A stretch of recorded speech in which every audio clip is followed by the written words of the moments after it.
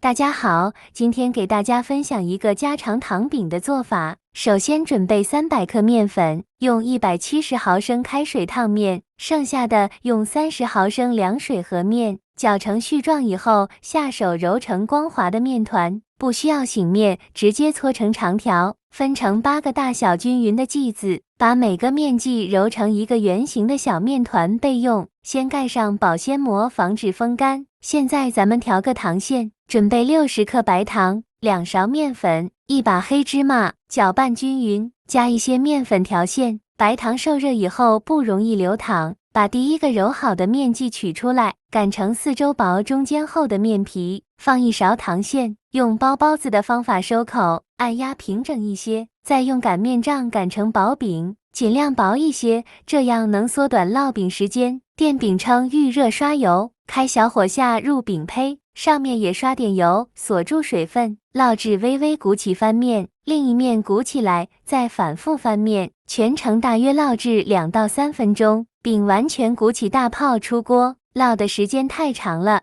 饼子会比较硬，这样咱们的糖馅薄饼就做好了。90%都是烫面，吃起来既松软又劲道，而且放凉了吃也不会硬。这种做法非常简单快速，喜欢的朋友可以收藏一下，谢谢大家。